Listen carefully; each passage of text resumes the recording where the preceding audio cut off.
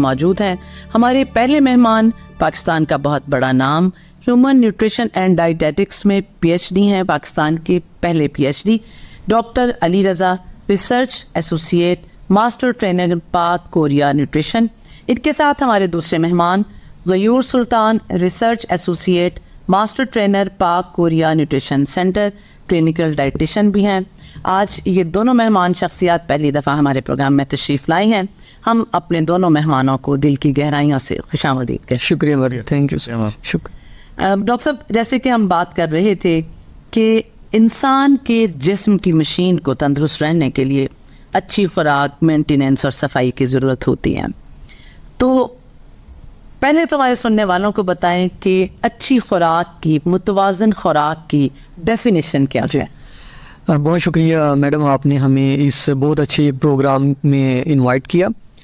जैसे आपने बताया कि जिस्म को काम करने के लिए अच्छी खुराक की ज़रूरत है, तो मुतवाज़िन ग़िज़ा ऐसी ग़िज़ा होनी चाहिए जो आप हर एक फूड, हमारे पास डिफरेंट फूड ग्रुप्स होते हैं जिसके अंदर गोश्त, दालें, फ्रूट्स, वेजिटेबल, अजनास हैं और दूध है।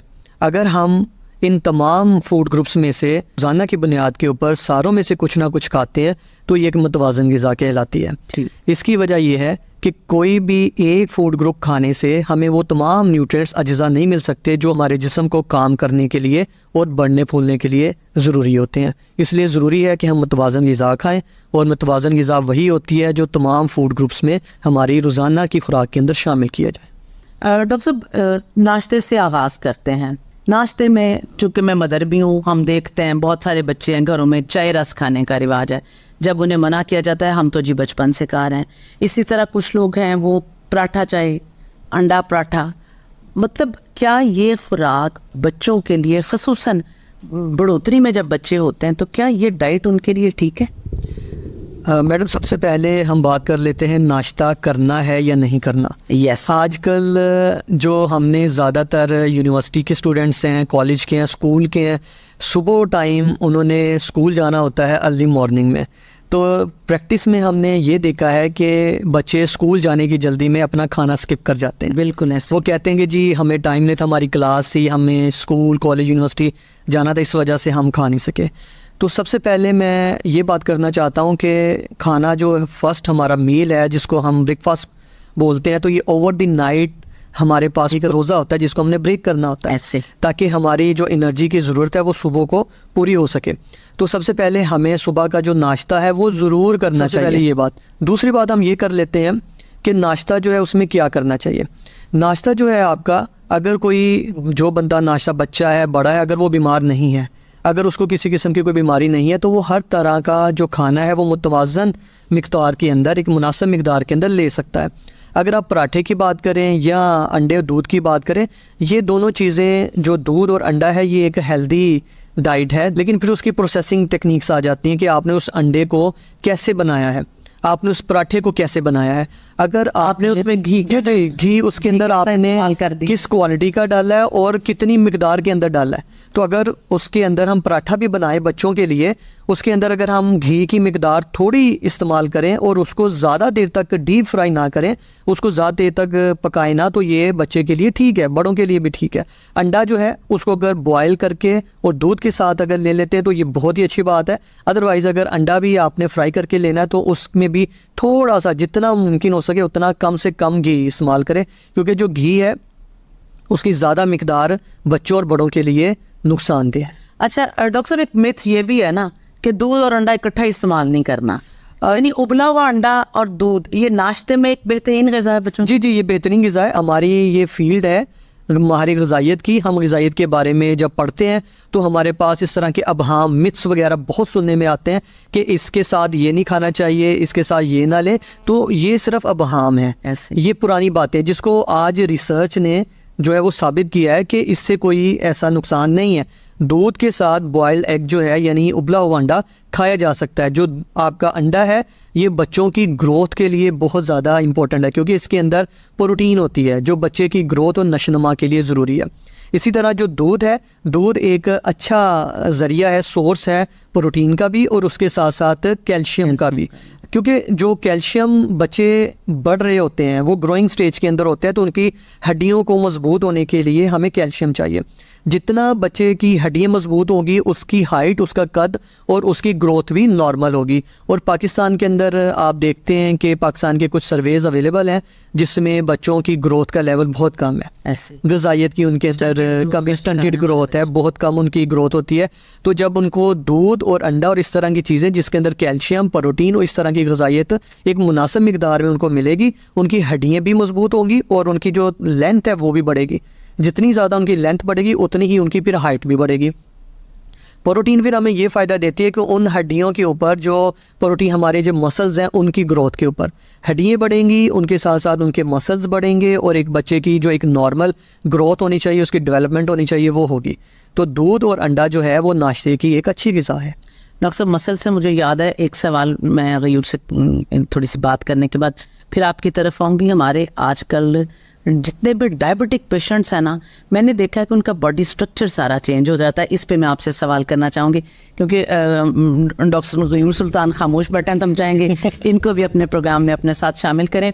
गयूर सुल्तान, आप यंगस्टर्स के लिए जैसे डॉक्टर अली रज़ा ने बताया, हमारे बच्चों में एंगर बहुत है, गुस्सा बहुत है।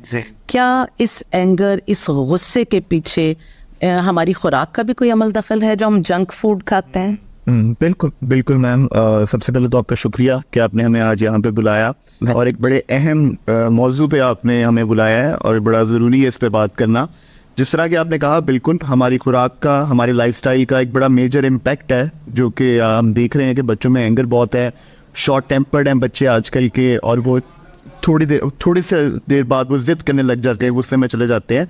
जो हम खुराक लेते हैं जिसके अंदर फास्ट फूड और प्रोसेस्ड फूड हम लेते हैं, उससे हमारी बॉडी के अंदर डिफरेंट हार्मोनल चेंजेस होते हैं और उनकी वजह से जो है हम देखते हैं कि उसका असर बच्चों के शॉर्ट टेम्पर्डनेस पे आता है, उनके एंगर इश्यूज आते हैं, मेंटल हेल्थ उनकी डिस्टर्ब रहती है और उनकी डेफिनेटली फिर ग्रोथ एंड डेवलपमेंट पे भी इश्यूज आते हैं। हम बात कर रहे थे डॉक्टर गयूर सुल्तान से कि हमारे बच्चों में जो इतना गुस्सा है, इतना एंगर है, डॉक्टर साहब, एक यंगस्टर बच्चे का नाश्ता कैसा होना चाहिए? उसको अपने नाश्ते में कौन से कंपोनेंट्स, कौन से अज्जा लेने चाहिए?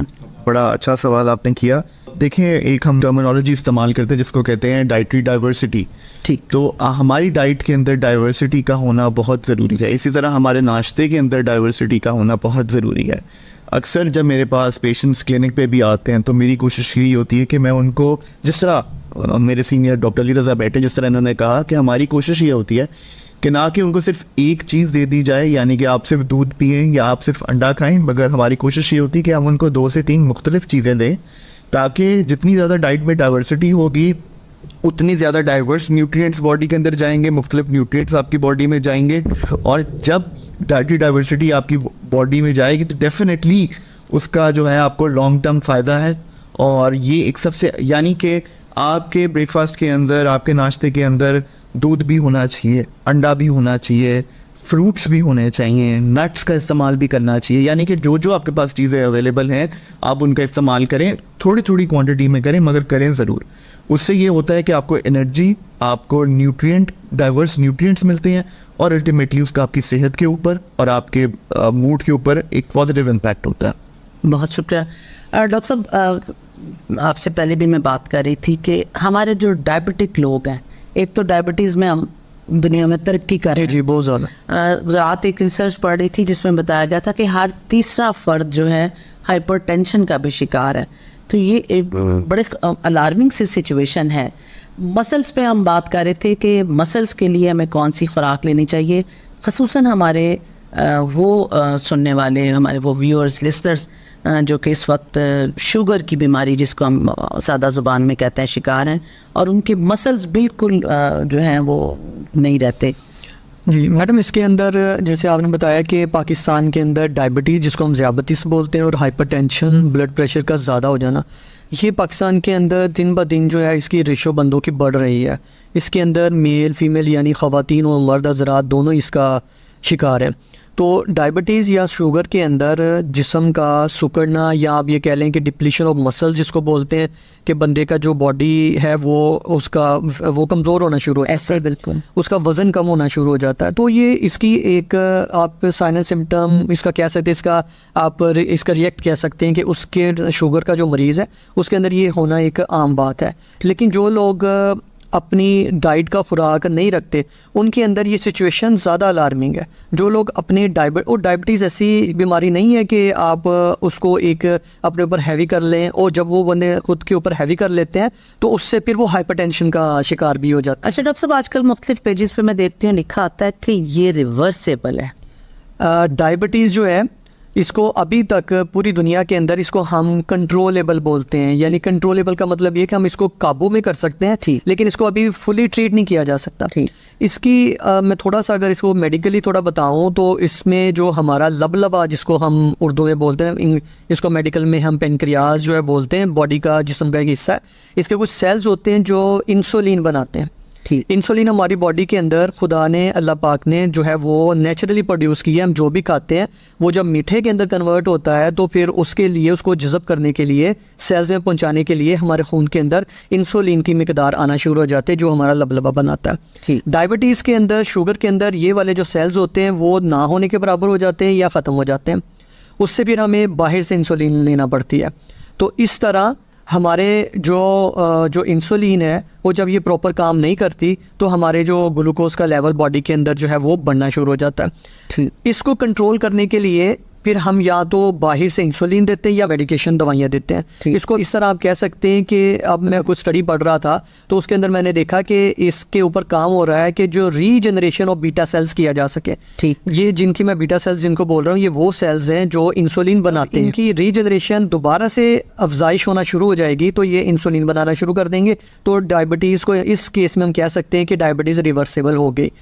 रिवर्सिबल की दो मुख्तलिफ टाइप्स और भी हैं, जैसे हम कहते हैं कि गेस्टेशनल डायबिटीज़ है ड्यूरिंग हमल, यानी जब एक माँ प्रेग्नेंट है तो उसके दौरान भी उसको डायबिटीज़ हो जाती है और वो बर्थ के बाद, बच्चे को बर्थ देने के बाद दोबारा अपनी नॉर्मल पे आ जाता है। एक ये कंडीशन। डॉक्टर अली रज़ा, आपकी बात काटूँ की माजरत, मतलब आज से 20 साल 25 साल पहले हमने ये नहीं सुना था कि किसी खातून को दौराने हमल जो है वो ये बीमारी है।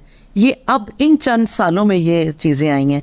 इसमें भी हमारी खुराक का कोई अमल दखल है या हमारे लाइफस्टाइल का अमल दखल है? हमारे लाइफस्टाइल और खुराक का बहुत ज़्यादा अमल दखल है। आप ये देखें कि जो आजकल प्रेग्नेंट लेडीज़ हैं, माएँ हैं, एक तो उनकी वो खुद अगर अंडरवेट हैं तो उनको पहले ख़ुद को मेंटेन करने के लिए डाइट चाहिए। अगर वो अपना खुराक नहीं पूरी कर पा रही तो वो बच्चे अपने जो ग्रोइंग्स, उनका बच्चा बेबी पे है तो वो कैसे बढ़ेगा? डेफिनेटली वो कैसे बढ़ेगा?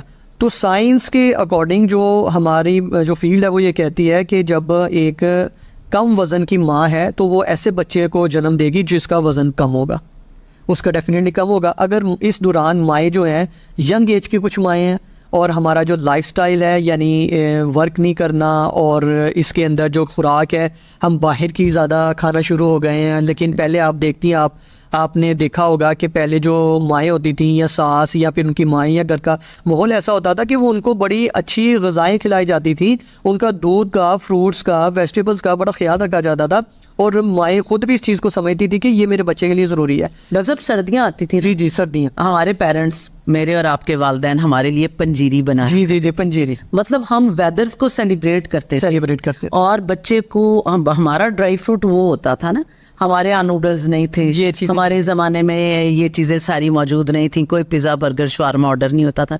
हमारे वालिदैन पंजीरियाँ बनाते थे और रात में बच्चे को आफ्टर मील मगरिब में खाना खिला देना और उसके बाद सोने से पहले आधा पौना घंटा बच्चे को नीम गर्म दूध के साथ पंजीरी देना। और ये डॉक्टर साहब, यंगस्टर्स को, क्योंकि आप दोनों भी यंग है ना, तो मैं चाहूँगी कि जो आपकी बात में, और बतौर डाइटिशियन, जो आपकी बात में वजन है कि अगर हम अपनी उस खुराक को दोबारा लें, ये बच्चे जो खुसूसन स्कूल यूनिवर्सिटीज़ में जाते हैं ना आपके पास, तो अगर उनके बैग्स में से पंजीरी निकले, उनके बैग्स में से नट्स निकलें और वो बताएं कि हम अपनी बेवक्ती भूख को या हम नाश्ता नहीं कर पाए तो हम इस चीज़ से, इस पे मैं चाहूँगी कि आप प्लीज़ हमारे सुनने वालों को थोड़ा सा सेंसिटाइज करें। जी, मैं ये बताना चाहता हूँ कि जो भी स्कूल या कॉलेज या यूनिवर्सिटी के बच्चे हैं उनके बैग के अंदर कोई भी ऐसा स्नैक फूड होना चाहिए जो हेल्दी हो, जैसे जो 5 से 7 बादाम हो जाएं, 3 से 4 काजू रख लें, एक अखरोट साथ रखा जा सकता है, कोई जो है वो एक स्मॉल एप्पल या बनाना, कोई भी हेल्दी फूड जो है वो अपने बैग के अंदर रखे।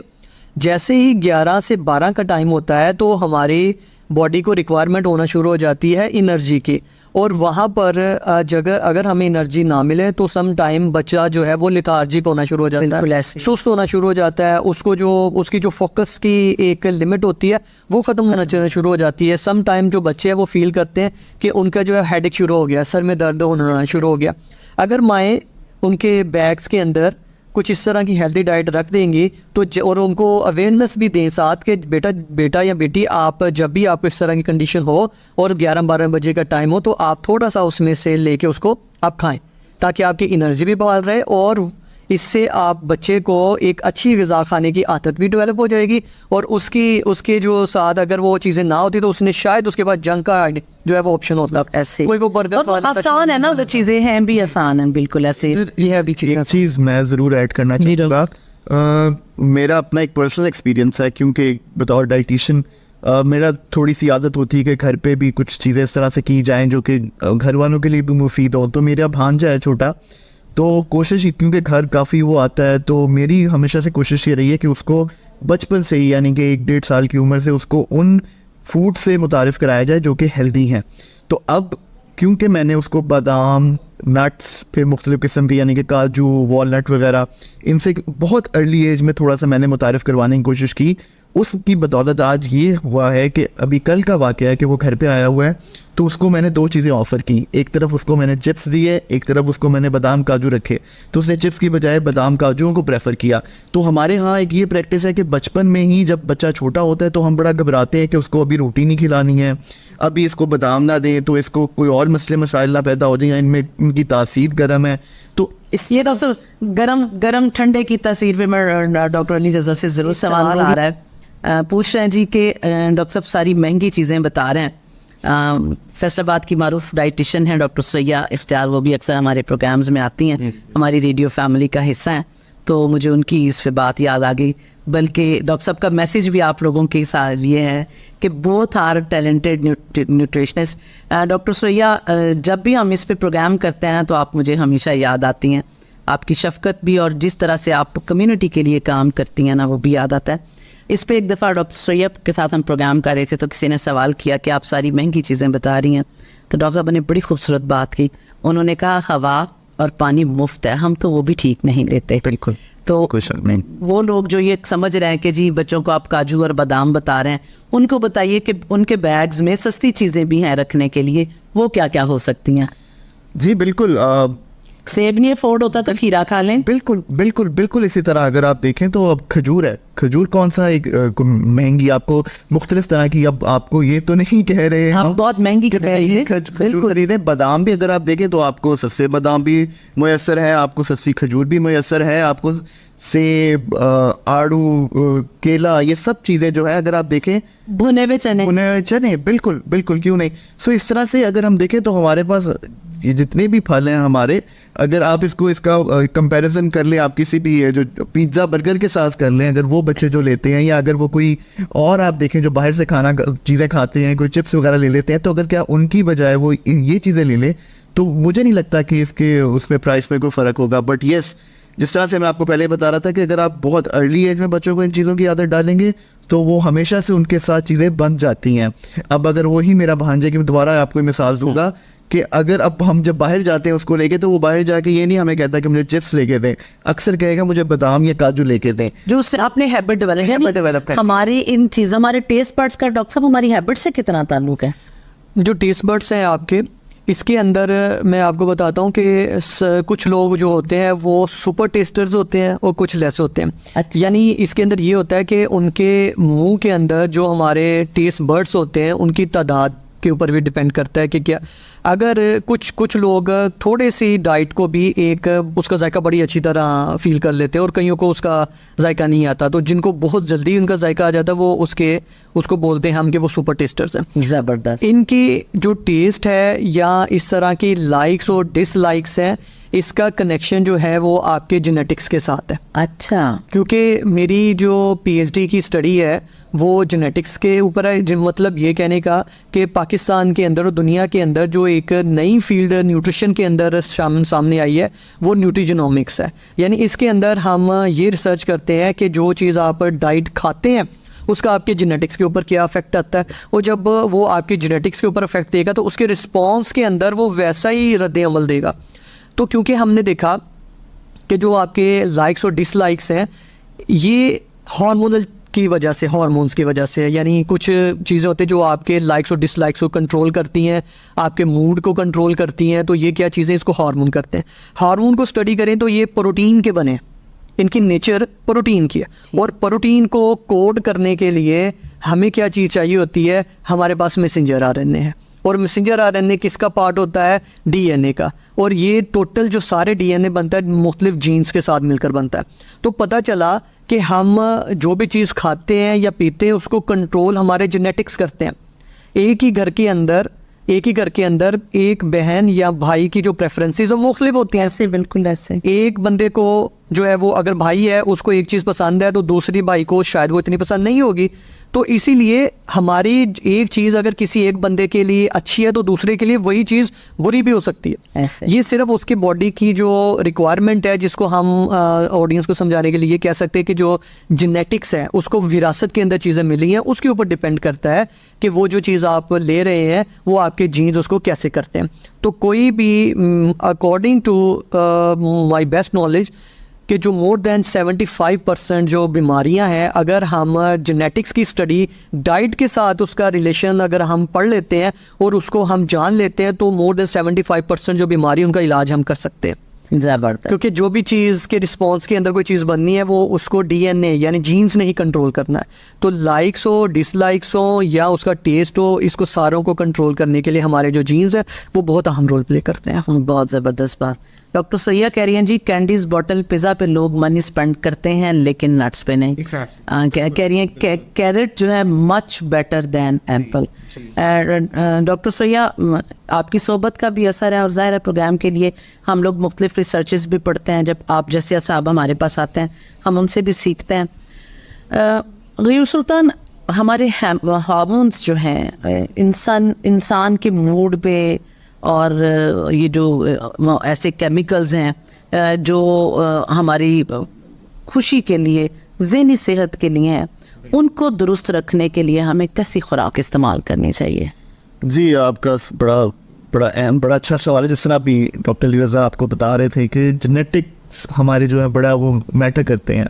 तो अगर हम देखें तो जीन्स हमारे, जिस तरह सर ने कहा, प्रोटीन्स हैं, तो वो जो प्रोटीन्स जब आपस में इंटरेक्ट करती हैं, जब हम डाइट कोई भी लेते हैं तो वो अल्टीमेटली वो जेनेटिक लेवल तक जाती है और वो आपके जीन लेवल तक जाके आपको हमारे हार्मोन्स हो गए, हमारे जीन्स हो गए, सबको जाके इफेक्ट करती है। सो इसके लिए ज़रूरी ये है कि हम अपनी डाइट को जितना ज़्यादा बैलेंस्ड रख सकते हैं, हम जितना ज़्यादा नेचर के करीब रह सकते हैं, उतना हमारे लिए बेहतर है। हमारी अब अगर आप देखें तो हमारी डाइट का एक मेजर हिस्सा, जिस तरह कि मैम सुरैया भी बता रही हैं, अगर मैं अक्सर मेरे पास पेशेंट्स आते हैं या मेरे स्टूडेंट्स आते हैं, मैं कहता हूँ कि आप सिर्फ ये कैलकुलेट कर लें कि आपने इस पूरे साल के अंदर पिज़्ज़ा, शवरमा या प्रोसेस फूड के ऊपर कितने पैसे खर्चे। तो वो जब वो कैलकुलेट करते हैं वो दंग रह जाते हैं कि हम लाखों रुपया साल का जो है इस पे खर्च देते हैं, ये बिना सोचे कि इसका हमारी सेहत पे क्या असर होगा। और वही सारा प्रोसेस फूड जिसके अंदर मुख्तलिफ ख़तरनाक जो हमारी अज्जा जिस तरह पाई जाती है, जिसके अंदर एक बड़ी मेजर जो चीज़ पाई जाती है वो ट्रांस फैट्स हैं, वो हमारे मूड के ऊपर, हमारे जीन्स के ऊपर, हमारी हेल्थ के ऊपर उसका एक बहुत नेगेटिव इम्पैक्ट है। तो अगर हम नेचर से करीब रहते हैं, यानी कि हम वेजिटेबल, फ्रूट्स, दालें, फिर मुख्तलिफ जिस तरह पहले मैंने आपको बताया नट्स और खजूरें और इस तरह की चीज़ों का इस्तेमाल जितना ज़्यादा करेंगे उतना ही हमारा मूड, हमारे हार्मोन्स और हमारी सेहत बेहतर रहेगी। बहुत शुक्रिया। डॉक्टर अली रज़ा, हम देखते हैं कि कुछ लोग जैसे ही मौसम बदलता है ना बीमार हो जाते हैं। ठीक। घर में 5 लोग हैं जैसे, तो एक बंदा ना जैसे ही वेदर चेंज होना है ना, वो बेचारे को या ज़ुकाम शुरू हो जाएगा, या उसका गला ख़राब हो जाएगा, या उसका पेट ख़राब हो जाएगा। क्या हमारी खुराक का ताल्लुक हमारे इम्यून सिस्टम से कितना है? अपने इम्यून सिस्टम को कैसी खुराक खा के बेहतर किया इम्यून जाता है? सिस्टम की अगर हम बात करें तो ये हम सारों को ये चीज़ मालूम है कि ये हमारी बॉडी का, हमारे जिस्म का एक दिफाई निज़ाम है। ठीक। दिफाई निज़ाम है, तो इसको कंट्रोल करने के लिए, इसको बेहतर बनाने के लिए हमें जो डाइट्स चाहिए होती है वो ऐसी डाइट्स चाहिए होती हैं कि ये हमारे जिस्म के क़ुव्वत निज़ाम को बेहतर बनाए। उसके अंदर सबसे पहले जो चीज़ें आ जाती हैं, फ्रूट्स बहुत ज़्यादा इम्पोर्टेंट है, और इसके अलावा हमारे पास जो वेजिटेबल्स हैं वो ज़्यादा इम्पोर्टेंट है। इसकी वजह ये कि इनके अंदर कुछ एंटीऑक्सीडेंट्स पाए जाते हैं। हमारी बॉडी के अंदर जब हम प्रोसेस्ड फूड वगैरह खाते हैं या जंक फूड खाते हैं या बाहर की ग़िज़ाएं खाते हैं, उससे ऑक्सीडेंट्स बनते हैं। तो वो ऑक्सीडेंट जो है वो हमारे जिस्म को कमज़ोर करने में, उसके अंदर बीमारियां लाने में, जैसे शुगर है, मोटापा है, इसको और दिल की बीमारी है, ये बहुत अहम रोल प्ले करते हैं ऑक्सीडेंट्स। एंटीऑक्सीडेंट्स का मतलब उनके अगेंस्ट या उनके ख़िलाफ़ लड़ने वाले अज्जा हैं जो बॉडी के, जो हमारे बॉडी को चाहिए होते हैं, हमारे जिस्म को चाहिए होते हैं। और हमारे जिस्म के अंदर कुछ एंटीऑक्सीडेंट एंजाइम कुदरत ने, अल्लाह ने पहले से रखे हैं। लेकिन मसला तब आता है जब मौसम चेंज हो या कोई बीमारी आ जाए, उसके अंदर वो वाली जो इन्फेक्शन डिजीज़ है उसके होने वाले जो यानी जरसूमें हैं या उसके माइक्रोब्स हैं, उनकी तादाद बढ़ जाती है। बढ़ने की वजह से हमारे जो जिस्म की वो वाले हमारे कंपोनेंट है वो थोड़े होते हैं, तो वो बीमारी गलबा पा लेती है। इस कंडीशन के अंदर हमें ज़रूरत पड़ती है कि हम उनको बाहर से कोई ऐसी खुराक दें जिससे वो एंटीऑक्सीडेंट्स बॉडी को सपोर्ट करें और हमारे एंटीऑक्सीडेंट डिफेंस सिस्टम का लेवल ऊपर जाए, और जो बीमारी के अज्जा है वो थोड़े से कम आ जाएंगे। उसके अंदर हमें जो फ्रूट्स, वेजिटेबल्स और जो ड्राई फ्रूट्स हैं हजूर साहब ने बताए, ये बहुत ज़्यादा हमें इम्पोर्टेंट है। इसको कंपेयर, मैडम ने बड़ी अच्छी बात कही, मैडम सुरैया ने, कि ये जो है वो बड़े महंगे, और इस तरह डेफिनेटली ये महंगे हैं। और ये इसको हम कंपेयर करके देख लेते हैं। एक बच्चा या दो दोस्त जब भी कहीं बैठते हैं तो वो अगर पिज़्ज़ा ऑर्डर करते हैं तो कम से कम वो लार्ज पिज़्ज़ा जब ऑर्डर करते हैं तो वो कोई 1000, 1200, 1500 तक तो जाता है। ऐसे दो लोग उठते हैं ये करके, यानी 1500, 2000 तक के खर्च करके। और 150 रुपए का दर्जन भर केला है। हाँ जी, अच्छे वाले, वही वगैरह 100 रुपए में भी मिलता है, सबसे बेहतरीन 150। और एक दर्जन जो है वो रोजाना तो नहीं एक बंदा खा लेगा, वो कम से कम 2 दिन तो जाएगा। केला क्योंकि जल्दी खराब हो जाए, 2 दिन चला जाएगा। एप्पल अच्छे से अच्छा जो है वो 250-300 है, तो आप देखिए वो 1500 के हिसाब से 5 किलो सेब आ गया उसका, और वो हफ्ता भी चल सकता है। अगर हम ड्राई नट्स की बात करें, जो बहुत अच्छा बादाम भी है वो 3000 से 3500 तक है, तो ½ kg हमें, ऑलमोस्ट ½ kg हमें उसका मिल गया। और रोज़ाना का अगर एक बंदा ज़्यादा नहीं 7-8 बादाम खाता है तो वो अब तकरीबन 10 दिन चल जाएंगे। फिर वही ना, देखिए अल्टरनेट में हमारे पास चने भी मौजूद है, हमारे पास चने मौजूद है, हमारे पास और ऐसी सस्ती चीज़ें मौजूद है। हमें जब हम मार्केट के अंदर निकलते हैं हमें पता चलता है यार ये चीज़ें, फ्रूट्स इतनी सस्ती हैं, हमें इसलिए महंगी लगती है कि पता नहीं ये फ्रूट जो है वो दूर से देखने में लग रहा है कि ये इतना महंगा क्यों दे रहे हैं, लेकिन जब उसको हम दूसरी चीज़ों के साथ मुआयना करते हैं, कंपेयर करते हैं, फिर पता चलता है कि ये फ्रूट्स तो हमारे 2-3 दिन चल रहे थे, आज तो हम उठे एक टाइम पे हमने 2000 खर्च चल गया। तो ये जब ये चीज़ें हम कम्युनिटी को अपने मुआशरे के अंदर चीज़ों पर डिस्कस करेंगे, उनकी अवेयरनेस, उनका मुआवजना करेंगे, तब हमें समझ आता है। पहले एक चीज़ अगर हम डायरेक्ट बताएंगे तो उसका शायद इतना फ़र्क ऐसे बिल्कुल, जब दो चीज़ों को सामने रख के कंपेयर करेंगे, ये देखिए इसका बजट आपने इतना यूज़ कर लिया, इसका इतना कर लिया, इसका आपने ज़्यादा बजट यूज़ किया लेकिन इसका नुकसान भी हुआ, इसके अंदर आपका पैसे भी कम लगे और आपकी सेहत भी बेहतर है। तो इन चीज़ों को जब हम कंपेयर करते हैं तो हमारे पास हमें पता चलता है कि जंक फूड को हम अवॉइड करके अपने पैसे भी बचा सकते हैं, अपनी सेहत भी बचा सकते हैं। बिल्कुल ऐसे हमारे एक वॉलंटियर वर्क हम लोग करता है तारिक तनवीर साहब, वो कहा करते हैं कि सेहत मुफ्त है, बीमारी हम पैसों से खरीद रहे हैं। डॉक्टर साहब, स्टार्ट में इंटरव्यू शुरू करने से पहले मैं बात कर रही थी, मैंने आपसे पूछी थी कि ये पाक कोरिया न्यूट्रिशन सेंटर जिसमें आप मास्टर ट्रेनर हैं, ये इस सेंटर के मुतालिक मैं चाहूँगी कि अपने सुनने जानने वालों के लिए कि इसका थोड़ा सा तारुफ और पाक कोरिया न्यूट्रिशन सेंटर बनाने की वजूहत क्या, इसको मकसद क्या करने के।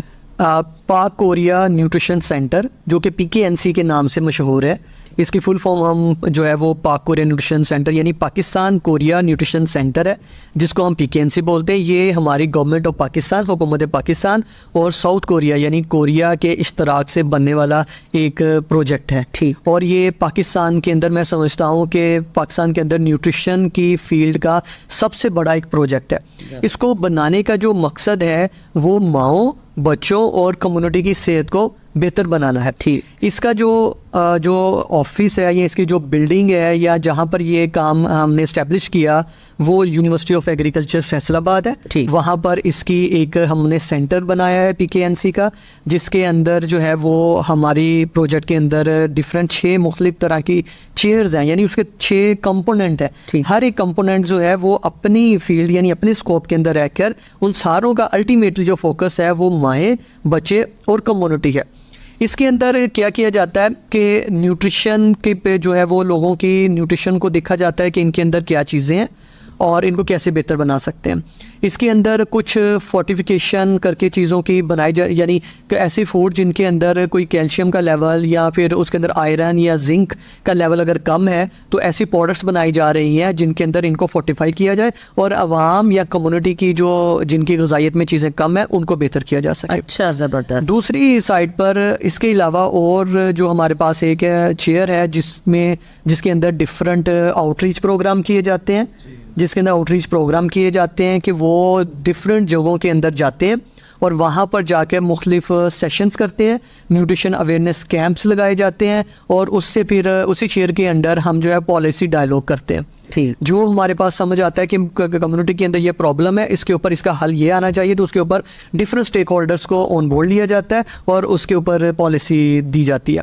इसके अलावा हमारे पास जो एक चेयर है जो फूड कंपोनेंट पूरे पाकिस्तान के अंदर जो आम फूड का हर बंदों को खाने के लिए मैसर होते हैं उनके हम एनालिसिस करते हैं, यानी उसके अंदर हम देखते हैं कि जो ग़िज़ा बंदों को दी जा रही है उसके अंदर न्यूट्रिशन का लेवल कितना है। ठीक। उसका हम डेटाबेस तैयार कर रहे हैं। इसके अलावा हमने आपके प्रोग्राम के तवस्सुल से मैं ये भी जो है हमारे सुनने वालों को बताना चाहता हूँ कि हमने 2 डिफरेंट ऐप्स भी बनाई है इसकी, PKNC और कंपोजिशन एनालिसिस के नाम से, जिसमें आप प्ले स्टोर के ऊपर इजीली उसको डाउनलोड कर सकते हैं। ठीक। और उसके अंदर आप चीज़ें चेक कर सकते हैं कि जो भी फूड कंपोनेंट है उसका क्या स्कोप है और उसके अंदर कितना पाया जाता है। इसके अलावा एक और ऐप के ऊपर काम हो रहा है जो आपको ये बताएगा, आप उसके अंदर अपना जो क्रेडेंशियल्स हैं यानी अपनी एज, अपनी हाइट, अपना वेट और ये बताएंगे कि आपको कोई बीमारी वगैरह तो नहीं है, उसके अकॉर्डिंग वो कैलकुलेट करके आपको एक डाइट प्लान तैयार कर देगा। इसके साथ जो हमारे पास है वो ट्रेनिंग्स का मैडम ऑप्शन है, यानी उसके अंदर 3 ग्रुप्स हैं। एक है क्लिनिकल डाइटिशियंस का, स्कूल टीचर्स या स्कूल एडवाइज़र्स का और तीसरा लेडी हेल्थ वर्कर्स का। तीनों जो ग्रुप्स हैं वो अपने अपने, यानी अगर हम स्कूल एडवाइज़र की बात करें तो हमारी एक टीम जो है पाक और न्यूट्रिशन सेंटर की PKNC की, वो स्कूलों में जाते हैं और वहाँ के जो टीचर्स हैं उनको न्यूट्रिशन के बारे में मॉड्यूल्स पढ़ाते हैं, उनको गाइड करते हैं और उनको न्यूट्रिशन के बारे में बताते हैं और फिर वो फर्दर आगे कम से कम 10 बच्चों को इसके बारे में आगाह करते हैं कि हमने ये सीखा और आपको ये करना चाहिए, यानी ये नीचे सतह तक जा रहा है, कम्युनिटी तक जा रहा है। अच्छा, इसका आगाज़ आपने ख़वातीन से किया है? जी, क्योंकि खातून घर के इदारे की इकाई है। जी, खातून की सेहत अच्छी होगी तो पूरा मुआशरा अच्छा होगा, खातून खुश होगी तो पूरा घर खुश होगा, घर खुश होगा तो मुआशरा सारे पूरा मुल्क खुश होगा। हमारे प्रोग्राम का वक्त भी महदूद है, गुफ्तगू बहुत शानदार है, मेहमान हमारे बहुत शानदार है। मैं बहुत ज़्यादा मशकूर हूँ डॉक्टर अली रज़ा की और डॉक्टर गयूर सुल्तान की, जिन्होंने आज प्रोग्राम राब्ता के लिए वक्त निकाला। ख़वातीन ज़ात, सेहत मुफ्त है, बीमारी हम पैसों से ख़रीदते हैं और गवर्नमेंट ऑफ पाकिस्तान ये कोशिश कर रही है, हमारे इदारे ये कोशिश कर रहे हैं कि आप सबकी मेरी सेहत को बेहतर बनाने के लिए इक़दाम करें। आपसे गुजारिश है कि अपना ख़ुद भी ख्याल रखें। इसके साथ ही प्रोग्राम राब्ता से अपने मेज़बान शाज़िया शरीफ को दीजिए इजाज़त। पाकिस्तान जिंदाबाद।